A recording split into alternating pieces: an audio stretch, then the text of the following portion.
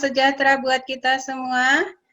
Ya, sebelumnya kami mohon maaf kepada Bapak Dr. Ahmad Handayani, di mana awalnya tadi kegiatan ini akan direncanakan pagi, tetapi karena sesuatu dan lain hal, maka tertunda jadi sore. Mohon maaf ya Bapak Dokter.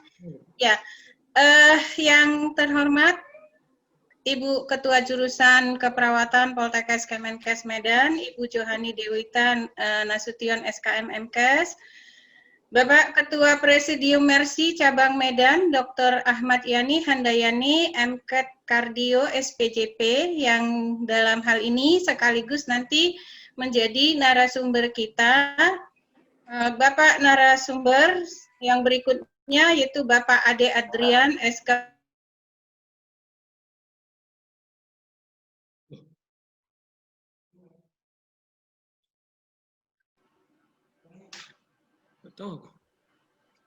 Ibu Kaprodi D4 Poltekkes Kemenkes Medan, Ibu Koordinator Akademik dan Kemahasiswaan Jurusan Keperawatan Poltekkes Kemenkes Medan, Bapak Ibu dosen Jurusan Keperawatan, beserta seluruh mahasiswa kami yang berbahagia.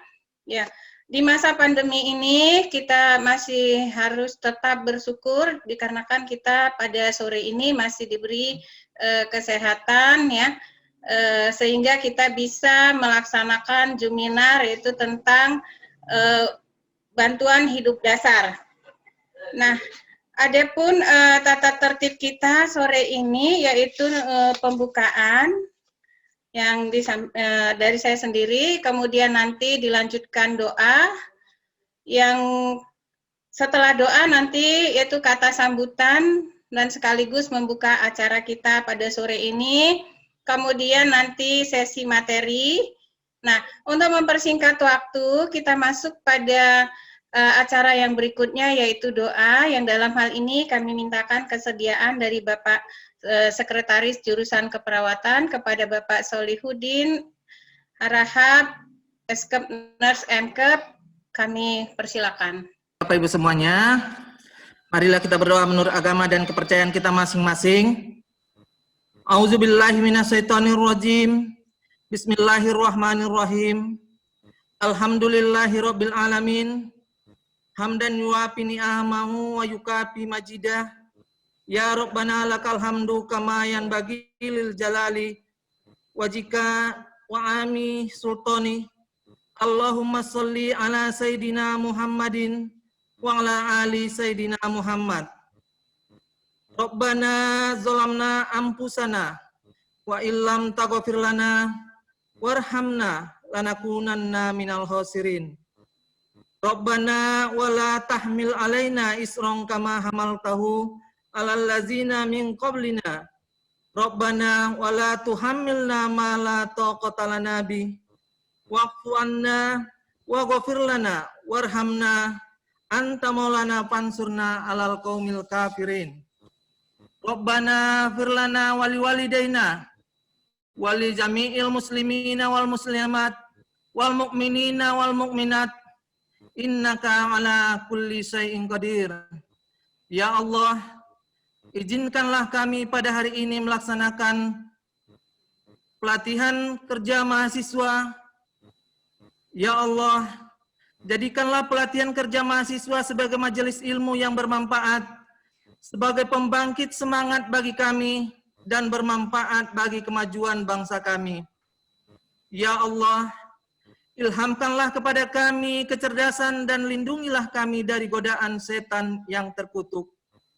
Ya Allah, terangilah hati kami dengan cahaya petunjuk-Mu, sebagaimana Engkau telah menerangi hati hamba-hamba-Mu yang soleh. Ya Allah, lapangkanlah dada kami, serta mudahkanlah kami dalam menimba ilmu ini. Rabbana atina fid dunya hasanah, wa fil akhirati hasanah, wa qina azabannar. Walhamdulillahi rabbil alamin. Ya, kita masuk acara yang berikutnya yaitu kata sambutan, sekaligus membuka acara kita sore ini. Untuk itu kami undang Ibu Ketua Jurusan Keperawatan Poltekkes Kemenkes Medan kepada Ibu Johani Dewita Nasution SK. Assalamualaikum warahmatullahi taala wabarakatuh. Selamat sore, salam sejahtera untuk kita semua. Yang saya hormati Bapak narasumber kita yang sudah hadir bersama kita di ruangan Zoom ini, yaitu Bapak Dr. Ahmad Handayani MKet, kardio spesialis jantung paru, merupakan Ketua Presidium Mercy Cabang Medan. Kemudian yang saya hormati Ade Andriana Esket, nurse, yang merupakan juga narasumber kita hari ini, dan juga Ade adalah alumni dari jurusan keperawatan angkatan yang ke-25. Terima kasih Pak Ade untuk kehadirannya. Yang saya hormati Ibu Kaprodi D3, Kaprodi D4, Bapak Sekretaris Jurusan, seluruh teman-teman pengelola jurusan keperawatan, yang saya hormati seluruh dosen yang hadir bersama kita di ruangan Zoom. Kemudian yang saya banggakan seluruh anak-anak ibu peserta dari pelatihan kerja ini. Puji dan syukur kita panjatkan kehadirat Allah Subhanahu wa Ta'ala atas berkat dan rahmat-Nya. Kita hari ini diberi kesehatan, diberi kesempatan untuk mengikuti kegiatan acara pelatihan kerja hari ini, walaupun kita laksanakan melalui virtual karena situasi dan kondisi pandemi pada saat ini. Adapun kegiatan ini didasari dengan program yang sudah kita rencanakan di jurusan keperawatan, di mana visi dari dan misi jurusan keperawatan untuk Prodi D3 juga adalah merupakan keunggulan yang mempunyai keunggulan kegawat daruratan. Sehingga topik ini sangat relevan dengan apa yang menjadi visi dari misi kita. Kemudian daripada itu, ini juga merupakan kegiatan yang kita laksanakan memang setiap tahunnya. Mudah-mudahan kegiatan ini sangat bermanfaat bagi anak-anak ibu. Di samping menambah ilmu, juga mengisi SKPI kalian, di mana SKPI itu adalah sejajar dengan ijazah juga dengan STR. Ibu berharap selama kegiatan ini berlangsung kalian manfaatkan, kalian ambil kesempatan ini, bertanya sepuas-puasnya walaupun melalui virtual. Saya mengucapkan terima kasih yang sebesar-besarnya kepada seluruh narasumber, kepada seluruh panitia, yaitu pengelola yang sudah bekerja dari mulai perencanaan sehingga sampai terlaksananya kegiatan kita ini. Kemudian kita juga dari jurusan keperawatan memang mempunyai MOU dengan Mercy, sehingga ini adalah salah satu dari aplikasi MOU kita. Mudah-mudahan ke depannya juga kita masih melanjutkan dan memperpanjang MOU kita. Kemudian saya juga mengucapkan terima kasih kepada host yang sudah membantu kita dalam pelaksanaan kegiatan ini.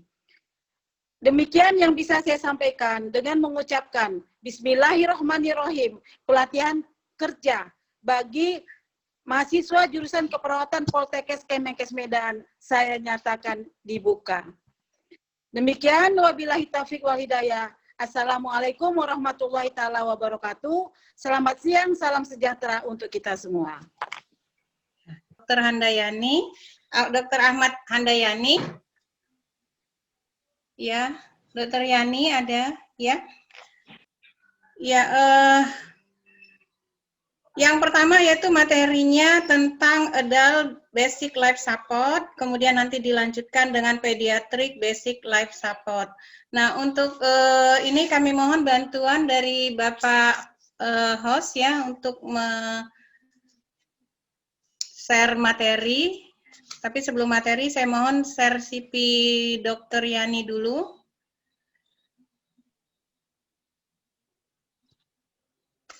Ya, pemateri kita sore ini adalah Bapak Dr. Ahmad Handayani, MKet Kardio SPJP. Beliau dilahirkan di Medan tanggal 26 Agustus 1986. Nah, status pekerjaan beliau adalah dosen tetap FK UMSU, kemudian juga aktif di Rumah Sakit Mitra Medika ya sebagai dokter spesialis jantung. Nah, latar belakang pendidikan beliau menamatkan pendidikan kedokteran di FKUSU dari itu tahun 2004 sampai 2010, kemudian pendidikan dokter spesialis jantung dan pembuluh darah 2012-2017. Riwayat pelatihan yaitu Advanced Cardiac Life Support pada tahun 2010. Riwayat organisasi, kita lihat bahwa beliau sebagai Ketua Umum Mercy Cabang Medan dari 2012 sampai 2019, kemudian saat ini menjabat sebagai Ketua Yayasan Mercy Cabang Medan. Untuk selanjutnya kami persilakan kepada Dr. Ahmad Handayani, MCAT Cardio SPJP untuk menyampaikan materinya. Baik, Assalamualaikum warahmatullahi wabarakatuh. Selamat siang. Waalaikumsalam warahmatullahi taala wabarakatuh. Ya, selamat siang, salam sejahtera kepada kita semua. Terima kasih saya ucapkan kepada Poltekkes, Kemenkes Medan, segenap kepala jurusan dan Bapak Ibu yang telah mempercayakan kepada kami untuk rangka memenuhi SKPI. Kita ketahui bahwa SKPI ini sangat penting ya, dan merupakan bagian dari syarat untuk wisuda saat ini. Baik, saya akan mulai saja. Sebelum kita masuk ke materi inti kepada suatu bantuan hidup dasar pada dewasa, maka saya akan mengulang beberapa komponen penting tentang pertolongan pertama. Kita tentu tidak ingin bahwa kalau ada korban tidak sadar, ketika kita berada di sekelilingnya, kita tidak tahu harus, sebagai seorang tenaga kesehatan, kita punya tanggung jawab kemanusiaan untuk memberikan pertolongan, atau minimal kita memastikan bahwa korban akan baik-baik saja. Jadi, Bapak Ibu sekalian, kita berusaha untuk berada dalam sebuah lingkungan yang safe community. Ya, screen saya terlihat ya? Bisa dok, bisa. Bisa ya. Tadi tiba-tiba sinyal saya berubah menjadi H, jadi agak terganggu. Tapi ini sudah baik ke 4G lagi. Ya, alhamdulillah. Community adalah dimanapun kita berada, kita akan merasa kita aman. Apa itu? Baik saat bencana maupun tidak bencana. Kalau tiba-tiba suatu saat kita henti jantung, maka kita berada pada satu tempat yang ada orang awam bisa menolong. Ada petugas yang bisa membawa kita. Ada dokter yang bisa dihubungi. Ada rumah sakit yang bisa dihubungi. Itu kira-kira safe community. Dan kita adalah bagian dari rangkaian pertolongan itu. Disebut dengan sistem penanggulangan gawat darurat terpadu. Nah, saya perlu mengulang sekali bahwa ada 3 istilah kepada adik-adik sekalian. Ada lay person yang trained, dan ada healthcare providers. Jadi kita adalah yang paling bawah, yaitu healthcare providers. Apa maknanya dari kita menjadi healthcare provider? Ini adalah tenaga kesehatan. Artinya kita punya tanggung jawab untuk melakukan pemeriksaan kesadaran, cek nadi, cek nafas. Berbeda dengan layperson atau orang awam, atau layperson yang train, orang awam yang terlatih seperti supir ambulans atau satpam. Jadi apa yang harus dilakukan ketika menemukan korban? Sekali lagi, dalam situasi emergensi, tujuan kita hanya 2. Yang pertama menyelamatkan nyawa, yang kedua mencegah komplikasi. Sebagai contoh, pasiennya trauma kepala. Nah, kita selamatkan nyawanya. Dengan apa? Dengan kita bawa ke rumah sakit terdekat. Tapi kita lupa untuk mencegah komplikasi. Kita bawa kepalanya goyang-goyang, perdarahannya makin banyak. Atau perdarahannya aktif, kita tidak hentikan. Sampai di rumah sakit, nyawanya mungkin masih tertolong, tapi fungsi inderanya terganggu karena pendarahan yang terus-menerus. Jadi, kita sebagai orang yang bekerja di gawat darurat harus ingat 2 hal ini. Hanya 2 ini tujuan kita. Kalau ada pasien masuk kejang, yang pertama selamatkan nyawanya. Bukan berhentikan kejangnya dulu, bukan. Proteksi airway, proteksi breathing, pastikan sirkulasi aman. Dan yang kedua, dengan tujuan-tujuan itu kita tidak pernah lupa untuk senantiasa mencegah komplikasi yang mungkin terjadi. Algoritmanya sederhana bahwa kalau ada pasien tidak sadar, kita semua, dokter spesialis, perawat gigi, apoteker, dokter gigi, semua tenaga kesehatan itu harus memastikan ini pasien henti jantung atau henti nafas. Kalau tidak ada, aman. Tapi kalau ada dua hal ini, kita harus melakukan bantuan hidup dasar yang kemudian kita transport pasien untuk mendapatkan bantuan hidup lanjutan. Terima kasih. Biasanya ini adalah slide yang kami sampaikan untuk pelatihan first aid untuk para dokter gigi yang mau lulus. Jadi Mercy selain juga bekerja sama dengan Poltekkes, dalam 2 tahun terakhir kita bekerja sama dengan Perhimpunan Dokter Gigi Cabang Medan, PDGI, untuk menyelenggarakan pelatihan first aid for dentist. Jadi memang isu-isu kegawat daruratan ini akan terus berkembang dan kita harus memastikan bahwa lulusan apapun itu, apakah akademi, universitas yang berhubungan dengan kesehatan, mampu melakukan pertolongan bantuan hidup dasar. Sebagai referensi adalah dari Guideline AHA 2015, bagian 5 dan bagian 15. Saya akan lanjutkan ke slide yang lain yang sebenarnya yang inti dari materi ini, yaitu Adult Basic Life Support. Ya. Jadi kita ketahui bahwa kita juga sangat sering mendengar kuliah tentang bantuan hidup dasar. Tapi pada kesempatan kali ini kita akan merapikan apa yang sehari-hari kita lakukan. Dimulai dengan mendefinisikan istilahnya. Jadi BHD itu berbeda dengan RJP. Jadi kalau kita minta, tolong lakukan RJP, belum tentu itu sebuah BHD. Kontrol perdarahan, kontrol spinal, pertolongan pada pasien kejang, pertolongan pada pasien tersedak, itu semua adalah bantuan hidup dasar. Prinsipnya adalah memastikan A, B, C aman. Sedangkan RJP adalah tindakan kompresi dan ventilasi yang dilakukan terhadap pasien yang mengalami henti jantung atau henti nafas. Istilah lain yang perlu kita gunakan adalah namanya sudden cardiac arrest atau henti jantung mendadak. Mau ini pasien trauma, pasien kanker, pasien sakit kepala, kalau dia tiba-tiba mengalami henti jantung, maka itu kita sebut dengan sudden cardiac arrest. Jadi kalau kerja nanti di rumah sakit atau di klinik, tiba-tiba ada pasien tidak sadar, Anda raba nadinya tidak ada, Anda bilang ini pasien cardiac arrest. Bapak Ibu tolong saya, teman-teman tolong saya, ini ada pasien arrest. Jangan dibilang ini ada pasien gawat. Gawat itu banyak. Sakit kepala hebat pun gawat. Ya. Jari putus pun gawat, tapi belum tentu dia henti jantung. Jadi gunakan istilah yang sama, yaitu sudden cardiac arrest. Disingkat boleh, cardiac arrest. Lupa kita istilahnya bilang arrest pasien. Dan kemudian ketika pasien sudah kembali ke normal, jangan kita bilang, oh pasiennya udah hidup lagi. Pasiennya kita gunakan istilah return of spontaneous circulation. Ya, jadi coba diulangi masing-masing ya. Istilah-istilah yang 4 ini, yaitu BHD, RJP, sudden cardiac arrest, dan ROSC. Ini disingkat dengan ROSC. Nah, Bapak Ibu sekalian, nanti Ade akan mempraktekkan. Alhamdulillah Ade juga lulusan dari Poltekkes yang sampai saat ini komitmen, loyalitas, dan pengabdiannya di Mercy sangat luar biasa. Saya yakin adik-adik sekalian akan bisa banyak sekali berbagi pengalaman dengan beliau. Beliau punya pengalaman luar biasa, melebihi bahkan banyak relawan yang ada di Medan.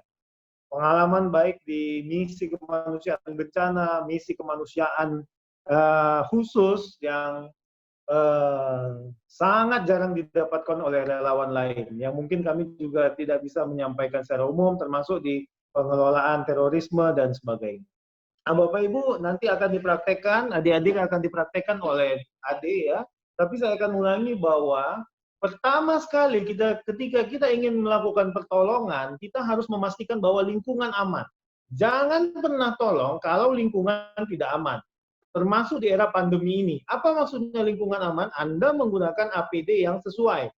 Jangan masuk, jangan lakukan tindakan kalau APD tidak ada. Jangan. Kalau Anda masuk itu salah Anda. Ya, karena berbagai perhimpunan sudah mengeluarkan peraturan bahwa kita harus pakai APD, apalagi yang bekerja di IGD. Nah, kemudian ketika kita sudah masuk ke dalam, kita lihat victim is unresponsive, ya, korban menjadi tidak sadar. Anda pastikan tidak sadar. Anda apai? Siram air, siram minyak? Bukan. Anda tepuk-tepuk bahunya. Dek, bangun dek. Kalau lebih muda ya, kalau bapak-bapak jangan panggil adik ya. Jadi panggil pak, bu, tepuk bahunya, kedua bahu dengan kuat. Kemudian Anda berteriak, minta bantuan. Tolong, jangan ragu. Anda kan tenaga kesehatan, jangan Anda ragu-ragu. Kalau Anda ragu, apalagi orang lain yang mencoba menolong Anda. Nanti Anda divideokan, habis itu viral. Oh tengok nih, inilah kemampuan dia. Enggak, Anda nggak boleh ragu. Tolong, ada dokter, ada perawat, ada tenaga kesehatan di sini, bantu saya. Kalau Anda sendirian, Anda telepon 119 bebas pulsa atau 061 118. Anda telepon. Ketika Anda telepon, speakerkan, Anda letakkan di samping. Jadi Anda telepon, Anda speakerkan, letakkan di samping pasien. Jangan Anda sibuk bertelepon. Halo, mana nih sinyal? Pasiennya mati. Anda lihat pasiennya. Apakah pasiennya bernapas atau tidak? Hanya lihat. Tidak perlu look, listen, tidak perlu listen and feel. Hanya perlu look. Lihat pengembangan dadanya. Oh, lihat betul-betul. Nggak bernapas ini. Atau napasnya satu-satu. Disebut dengan gasping. Disebut dengan apa? Gasping. Napasnya satu-satu. Saya pernah dilapor sama perawat, dok, pasiennya udah nggak sesak, dok. Tadi malam sesak. Pas saya datang, pasiennya bukan sesak, memang udah gasping, udah satu-satu napasnya. Memang nggak sesak lagi, tapi udah mau mati.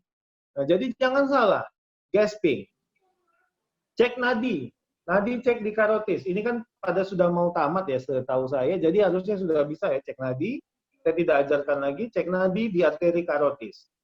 Dalam 10 detik putuskan. Jangan juga buru-buru. Kalau 2 detik, oh nggak ada nadi. Nggak bisa. Baru pegang sikit. Nggak bisa. Kok periksa itu 10 detik. Oh nggak ada nadinya. Kalau tidak ada nadi, tidak ada nafas, langsung kok RJP. Jangan ragu lagi. Jangan kau tunggu-tunggu. Pak, izin Pak. Boleh saya RJP Bapak? Bapaknya nggak sadar. Kau tanya lagi, mana keluarganya? Saya mau RJP. Nggak ada. Ini udah mau mati. Kau tolong dia. Ya, sedangkan tadi kalau ke kotak yang kiri, kalau dia bernapas dan ada nadi, jangan pula kau tinggalkan.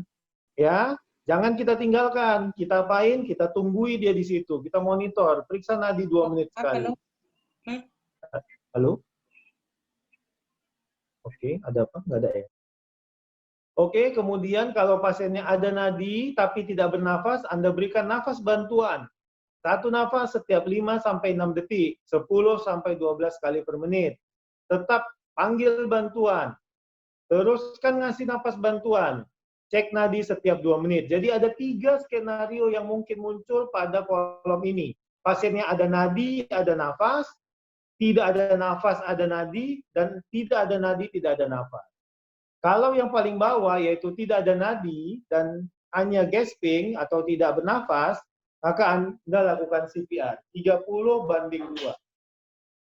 Ya, bisa digunakan AED. Setahu saya alat AED emergency ada itu untuk pelatihan. Nanti mungkin Ade kalau bawa bisa mencontohkan ya. Seingat saya kita ada AED itu untuk simulasi. Ada ya? Ya ini dok. Ada ya, nanti tolong disimulasikan ya. AED. Kalau ada AED, pasang AED-nya. AED ini Automated External Defibrillation. Jangan kita nggak tahu apa AED, EYD, ejaan yang disempurnakan. Jangan ya. Kita harus tahu AED, Automated External Defibrillation. Oke, kita lanjutkan. Nanti kalau ada AED, pasang AED, biarkan AED bekerja. AED akan ngasih tahu, ini kami mau ngasih shock. Dia pakai bahasa Inggris. Jadi kalau bahasa Inggris kita kurang-kurang, latihan sedikit ya. Jangan waktu dia mau ngasih energi, kita NJP, kita pun ikut campak. Jadi ini sederhananya, ingat apa langkah-langkahnya? Ada 5. Ya, pastikan lingkungan aman, periksa kesadaran pasien, panggil bantuan, kemudian cek nadi karotis, lihat pernafasan, kalau tidak ada CPR. Sesudah CPR, pasang AED. Dan ini saya tambahkan untuk algoritma bantuan hidup dasar pada kasus henti jantung untuk pasien terduga atau terkonfirmasi COVID-19. Jadi teman-teman, ini penting ya, slide ini berdasarkan pedoman dari PERKI, Perhimpunan Kardiovaskular Indonesia, Perhimpunan Dokter Spesialis Jantung. Maka yang pertama Anda lihat nih kolom ini ya, amankan lingkungan, gunakan APD lengkap, batasi personil resusitasi. Jangan sekampung kalian masuk situ ya. Oke, jadi cukuplah kira-kira 2 orang, 3 orang sudah cukup. Tetap semua algoritmanya sama, pastikan lagi ketika melakukan RJP, RJP saja boleh. Saya ulangi, RJP saja boleh dengan oksigenasi pasif menggunakan face mask. Boleh, lihat kolom biru ini yang di tengah ini. Nanti mohon maaf ini agak pecah ya, tapi ini yang penting pesannya sampai kepada kita semua, kompresi kontinu dengan oksigenasi pasif menggunakan face mask. Jadi tempelkanlah face mask itu ke mulut dan hidung pasien, alirkan oksigen dengan oksigen yang maksimal, Anda RJP.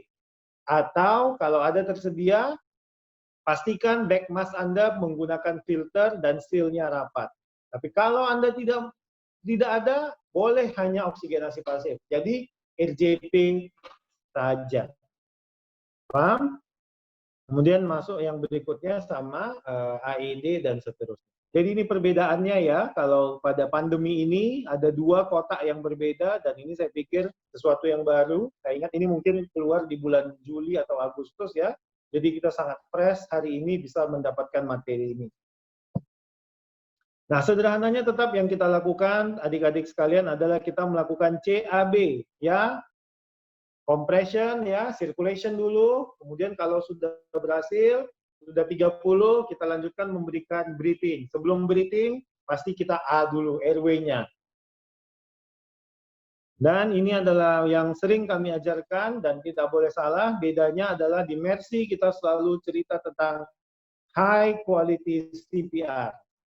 Apa itu high quality CPR? Jadi bukan hanya sekedar pompa-pompa, tapi Anda CPR dengan high quality. Nanti Ade tolong di akhir diresponsi 1-2 peserta atau 10 orang peserta harus hafal. Para adik-adik harus hafal semua. Apa itu high quality CPR? Kecepatan 100 kali per menit. Jadi kita RJP kecepatannya 100 kali per menit. 1, 2, 3, 4. Kedalaman 5 cm. Yang ketiga, berikan pengembangan dada yang kembali sempurna. Complete chest recoil. Yang keempat, minimize interruption. Kalau kita berdua, kita bertiga mau gantian RJP, jangan lama-lama. Gantianlah, dia masih di ujung sana, masih di nurse station. Tolong, kau udah istirahat. Nggak boleh. Yang kelima, avoid excessive ventilation. Jangan berikan ventilasi yang berlebihan. Ventilasi yang normal 6-8 cc per kilogram berat badan. Nah, teman-teman sekalian, adik-adik sekalian, kapan tidak melakukan CPR? Yang pertama, ini kan ada korban. Kapan kita tidak melakukan CPR? Yang pertama, situasi berbahaya. Pasien COVID-19, kau ada APD, tak usah kau lakukan CPR. Titik. Udah jelas itu. Jadi di mana tanggung jawab kemanusiaan kita? Tanggung jawab kemanusiaan kita adalah memakai APD dulu. Dan tetap melakukan pertolongan. Kalau APD tidak tersedia, maka tanggung jawab kemanusiaan kita adalah melindungi diri kita terlebih dahulu. Bukan mentega-tegakan orang, bukan. Ya, jangan dijebak dengan isu-isu kemanusiaan. Ini sudah harus tuntas, apalagi para relawan Mercy kalau ada. Ini harus jelas dia. Yang kedua, pasiennya memang sudah jelas irreversible, sudah jelas tanda-tanda kematian. Dan yang ketiga adalah keluarga pasien atau pasien sendiri menyatakan DNAR, do not attempt resuscitation. Formnya ada. Kalau Anda kerja di rumah sakit, form ini ada, boleh pasien meminta, boleh keluarga pasien meminta. Ya udah, saya sudah sakit lama, dok, saya sudah sakit lama, mbak, ses, saya nggak sanggup lagi, saya sudah lah, nggak usah di RJP. Boleh, atau keluarga tidak mau, boleh. Ini tanda-tanda kematian ya, pupilnya dilatasi, jadi kita senter matanya, kita lihat ukuran pupilnya, kemudian refleks cahaya negatif, refleks sklera negatif, dan ada kaku mayat. Ya, baik, ini saya akan percepat saja. Cek kesadaran ya, ini akan saya praktekkan kurang lebih seperti ini ya. Pak. Tepuk-tepuk, Pak. Buka matanya, Pak. Oke, kita lihat tidak ada respon. Panggil bantuan. Halo, tolong. Jangan ragu, kita ini nggak terbiasa diajarkan komunikasi. Nah, saya ajarkan kata-katanya. Jadi kalau di lapangan, tolong, Bapak, Ibu, tolong saya. Saya perawat. Saya mau nolong orang ini. Siapa yang dokter, perawat, bantu saya. Atau telepon bantuan, 119 atau 061 118. Kita ingatlah nomor ini. Oke? Sebut lokasi kejadian dengan jelas kalau kita menelpon. Kemudian, udah habis panggil bantuan, cek nadi karotis. Kalau orang awam, tidak harus langsung ke langkah berikutnya. Tapi kalau kita healthcare provider, kita lakukan. Ini dia. Kemudian apabila tidak ada nadi, langsung ke RJP. Titik tumpunya adalah di tengah dada, ya. Kemudian dengan di lower half sternum, ya, dengan kedalaman minimal 5 cm. Oke, 30:2. Ini dia seperti ini, titik tumpu pijat jantungnya di sini, satu orang lagi penolong melakukan bantuan nafas. Ini posisinya ya, posisinya kita menggunakan tenaga dari bahu. Kemudian tadi ada istilahnya high quality CPR, oke? Itu kita pompa, kemudian berikan chest recoil. Pompa, chest recoil. Ulangi sekarang, chest recoil. Pengembangan dada yang sempurna. Oke, kemudian ini minimal 5 cm, maksimal 6 cm, kecepatan 100 sampai 120 kali per menit. Oke, beres kok. Udah 30 kali kita pompa. Oke, 30 kali, kemudian kita mau ngasih nafas. Sebelum ngasih nafas, lakukan head tilt, ya, dorong kepalanya dan chin lift. Dan bahunya diangkat. Oke? Kemudian, kenapa kita harus head tilt dan chin lift? Karena pasien tidak sadar, posisi kepala cenderung akan fleksi. Pada saat fleksi, pangkal lidah akan terjatuh menyumbat jalan nafas. Kalau pasiennya dicurigai cedera spinal, cedera tulang belakang, kita lakukan jaw thrust. Kemudian yang berikutnya, kalau kita mendengar ada suara gargling, ya, seperti kumur-kumur, boleh bersihkan dengan finger sweep menggunakan kain kas atau kain-kain yang tersedia di lokasi. Kemudian berikanlah nafas. Berapa memberikan nafas? Kita berikan sekitar 500 sampai 600 cc atau volume tidal 6 sampai 8 cc. Berikan oksigen 100%. Satu nafas, 1 detik. Kalau pasiennya tidak sadar, ada nadi, tidak ada nafas, berikan nafasnya 10 sampai 12 kali per menit. Ini dia, kalau mouth to mouth, kita tutup hidung, kita tutup mulut pasien, kemudian kita memberikan nafasnya. Ada juga mouth to mask, ini yang lebih aman. Ya, kalau pasiennya COVID, tidak perlu dilakukan. Ini pemberian nafas buatan dengan back valve mask, ya, ini boleh, asal sealnya rapat kalau pada pasien COVID, ya. Tapi biasanya dia ada filternya, dan itu nanti di pelatihan-pelatihan seperti pelatihan ruang isolasi akan ada diajarkan. Ini back valve mask, yaitu C dan E teknik, ya. Kemudian ini tiupan nafas yang berlebihan akan menyebabkan tekanan intratoraks meningkat hingga menghambat aliran darah. Sehingga tiupan nafas cukup asal dada mengembang dengan baik. Ya, 30, 1, 2, 3, 4, hitung dengan keras, 32, 32. Sudah 5 kali, sudah 2 menit, 5 kali siklus itu biasanya 2 menit, raba lagi karotisnya. Kalau teraba, lengok pernafasannya. Kalau belum teraba, lanjutkan lagi. Kalau sudah teraba, langsung tengok nafasnya. Kalau belum nafas, kasih nafas. Saya ulangi. Kita RJP 30:2, 30:2, 30:2, 30:2, 30:2, 5 kali. Sudah 5 kali raba karotis. Tidak teraba, lanjut RJP 32, 32, 32, 32, 32. Raba lagi, sudah teraba, langsung tengok nafas. Belum bernafas, kasih nafas. Berapa nafas? 10 sampai 12 kali per menit. Satu nafas setiap 5 sampai 6 detik. Berapa nafasnya? 500 sampai 600 cc. Berapa itu dokter? Satu kali kita bernafas biasa. 500 sampai 600. Sudah stabil semuanya, sudah ROSC, ingat tadi apa yang kita sebut dengan ROSC, return of spontaneous circulation. Anda kemudian baringkan pasien seperti ini, lihat saja langkah-langkahnya, satu pasien, satu tangan sini, kemudian miringkan, intinya airway protection. Dan ini adalah perbedaannya antara kita yang healthcare provider dengan lay rescuer. Kita lihat bahwa di nomor 4 ya, lay rescuer atau penolong-penolong terlatih, lay rescuer no train atau train itu tidak melakukan cek nadi. Jadi Anda jangan salahkan kalau nanti supir ambulans langsung meng-RJP, karena tugas dia tidak perlu cek nadi.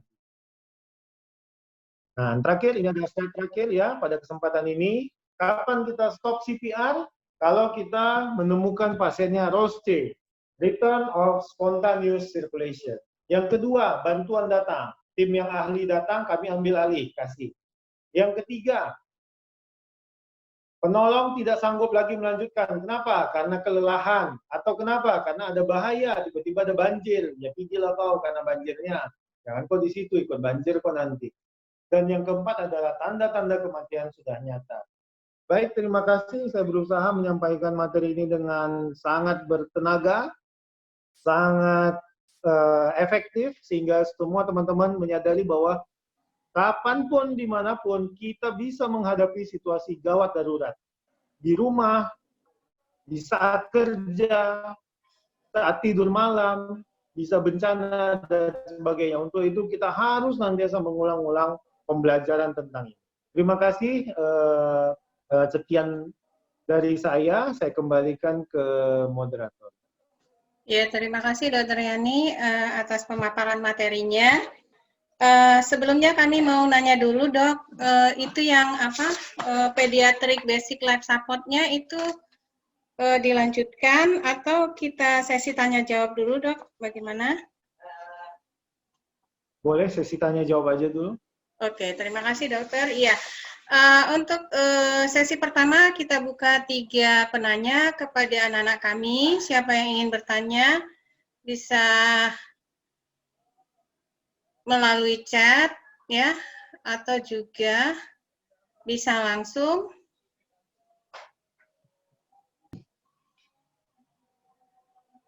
Atau saya lanjutkan dulu, Bu?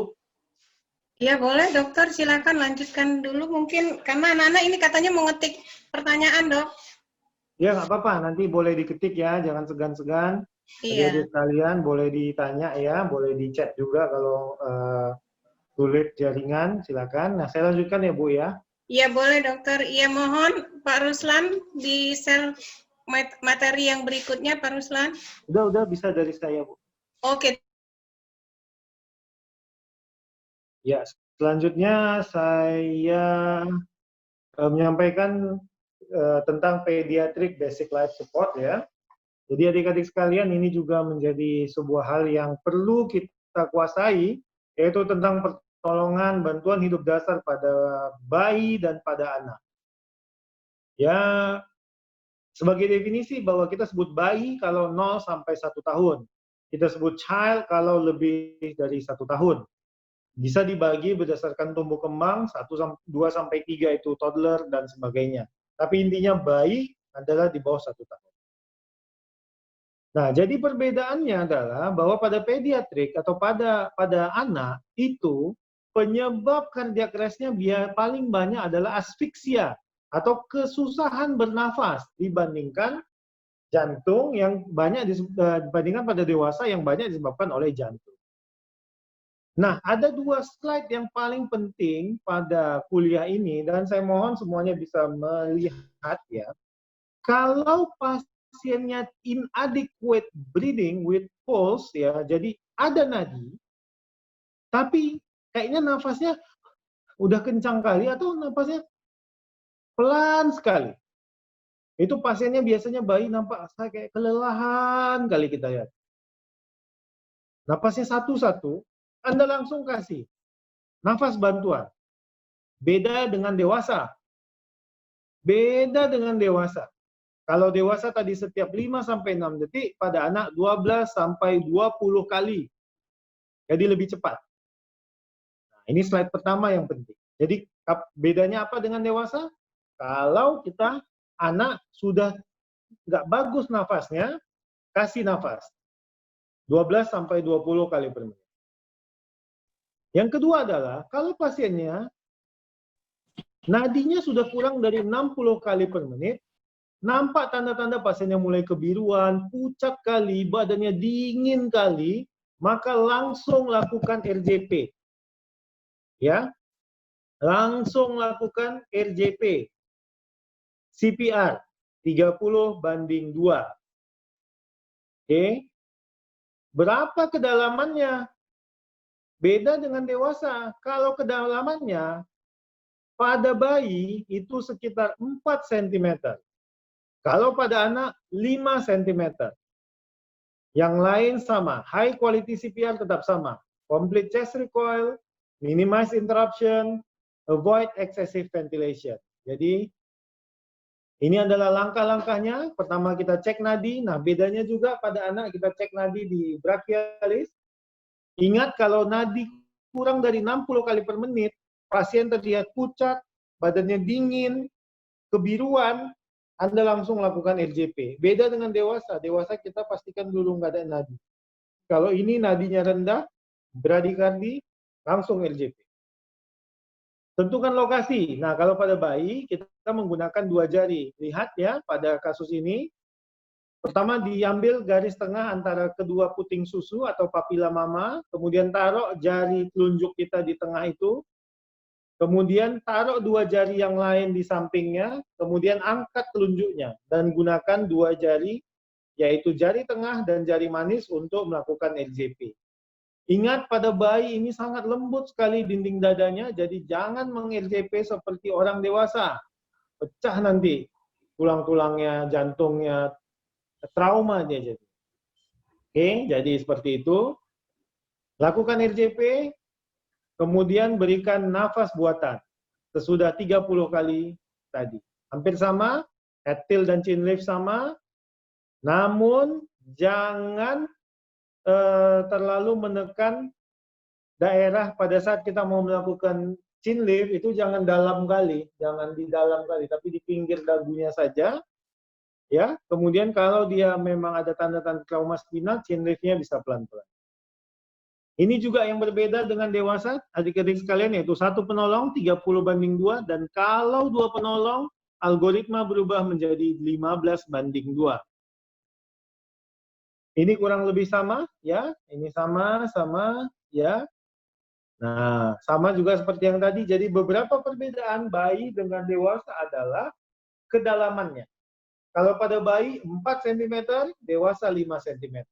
Yang lain tetap sama. Apalagi yang berbeda? Kalau dewasa, kita lihat nih kolom yang dewasa ya. Kalau dewasa 30/2. Kalau anak dan bayi 30/2. Kalau 1 penolong, kalau 2 penolong 15/2. Perbedaannya lagi adalah pemberian nafas yaitu 12-20 kali per menit. Ini recovery position, jangan ditelungkupkan bayinya tapi diberikan kain sedikit untuk mengganjal. Saya pikir materi pediatrik ini sangat sederhana, kurang lebih sama dengan dewasa tapi tekniknya perlu pendalaman lagi. Itu saja, sekian dari saya. Saya menunggu pertanyaan dari teman-teman atau adik-adik sekalian. Saya kembalikan ke moderator. Terima kasih, Dr. Yani. Ya, buat anak-anak kami, silakan siapa yang mau bertanya. Ya, tadi sudah ada gambaran tentang pemberian bantuan hidup dasar ya bagi pasien dewasa dan juga pada anak-anak ya, pada bayi. Bagaimana anak-anak? Tadi Hera, mana Hera? Ya, ini sudah ada dokter dari Hera yang menanyakan bahwasannya supir ambulans merupakan layperson train di mana tidak dianjurkan untuk mengecek napas dan langsung melakukan RJP. Apa alasannya? Kemudian, ya, itu dokter pertanyaannya mungkin bisa dijawab, Dok, sembari menunggu pertanyaan yang berikutnya. Ya, makasih ya. Jadi memang tujuan dari RJP ini adalah memberikan pertolongan yang segera, yang langsung, yang tidak menunggu-nunggu lagi. Kalau pada ketentuannya bahwa para supir ambulan, para lay person yang train, ini tentu pemahaman medisnya kadang tidak sebaik kita. Jadi pengajarannya juga tidak perlu sedalam itu, karena tujuannya adalah dia langsung memberikan bantuan. Kejadian-kejadian henti nafas dan henti jantung ini sering terjadi bersamaan. Dan kalau henti nafas berkepanjangan juga lama-lama pasien akan hipoksia dan akan mengalami henti jantung. Tapi prinsipnya adalah bahwa bantuan. Jadi alasan utamanya adalah mencegah dilakukannya bantuan hidup tersebut. Sama seperti kenapa kita berubah dari ABC menjadi CAB. Prinsipnya adalah karena kalau dengan ABC banyak tertunda pertolongan. Sedangkan kalau CAB kita bisa langsung C, kita nggak enggan, kita nggak segan-segan, dan pasien akan lebih baik hasilnya. Itu dari hasil penelitian yang ada. Jadi demikian alasan kenapa lay person yang train itu tidak perlu melakukan cek nadi. Ya, oke, terima kasih dokter. Bagaimana Herawati bisa dipahami penjelasannya? Tadi ada Agustina ya, silakan Agustina. Ya, menunggu Agustina.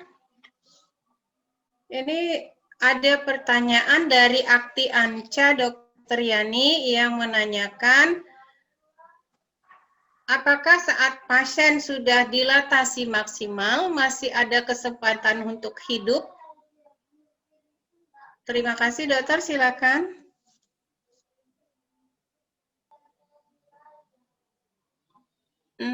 Dokter, mikrofonnya, dok. Unmute dulu, dok. Mohon maaf. Oke, ya. Jadi terima kasih ya. Salah satu tanda-tanda kematian itu kan pupil yang dilatasi. Nah, jadi kalau sudah mengalami pupil dilatasi, biasanya kemungkinannya sangat kecil pasien itu bisa kembali, tapi kemungkinannya ada. Kalau RJP dilakukan sudah 10 menit, setiap menitnya itu berkurang 10%. Jadi kalau sudah 10 menit, biasanya kesempatannya akan semakin rendah. Biasanya kita lakukan pertolongan itu hingga sekitar 25 sampai 30 menit. Kalau 25 menit, 30 menit pasien tidak menunjukkan tanda-tanda, maka kemudian kita lihat tanda-tanda kematiannya sudah ada, pupil dilatasi, maka ini sudah berat. Jadi tergantung juga di berapa menit kita tangani pasien. Tapi misalnya ini baru terjadi, kemudian kita lihat pupilnya sudah dilatasi, ya ini belum tentu, dia tidak ada kemungkinan. Jadi kalau yang jelas ada adalah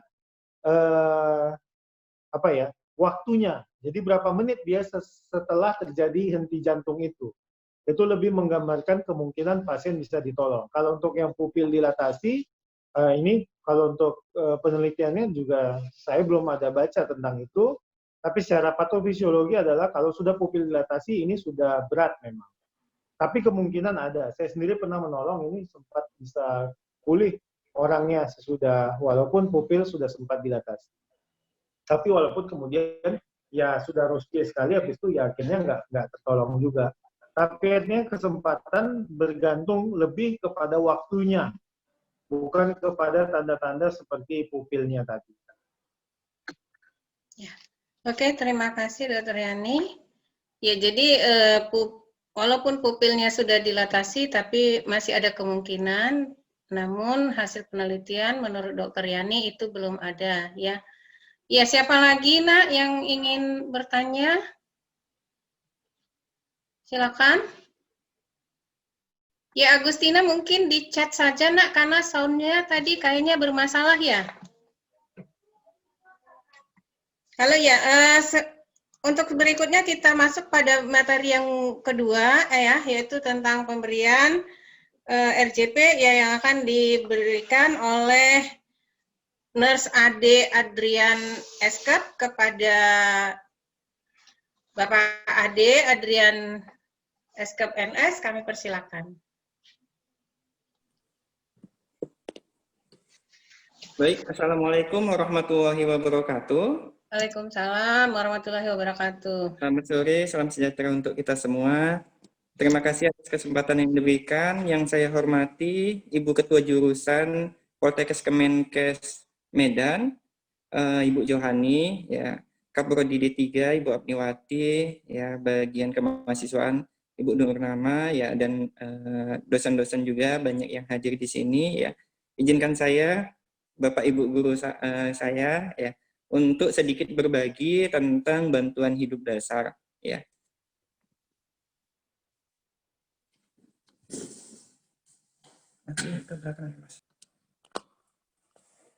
Baik, tadi kita sudah lihat, ya, sudah sama-sama kita pelajari materi dari Dr. Ahmad Handayani, ya, mengenai bantuan hidup dasar, ya.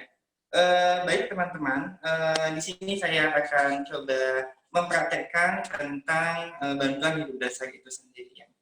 Jadi kita melakukan bantuan hidup dasar tadi, ya, tujuan kita melakukan bantuan hidup dasar adalah yang pertama untuk menyelamatkan nyawa, ya, dan yang kedua mencegah komplikasinya. Ya. Tetapi dalam penanganan apapun itu, kegawat daruratan, yang perlu kita ingat, yang perlu harus kita tanamkan pada diri kita adalah dangers. Ya. Di dangers ini ada 3A, aman diri, aman korban, aman lingkungan.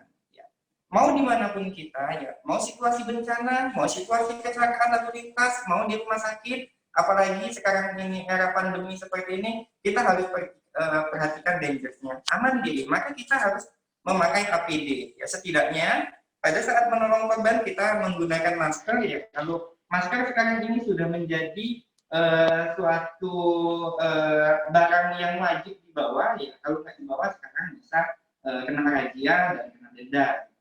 Dan setidaknya ada handstone yang untuk kita menolong. Ya. Jadi aman diri, kita menggunakan APD, menggunakan handstone dan masker. Ya.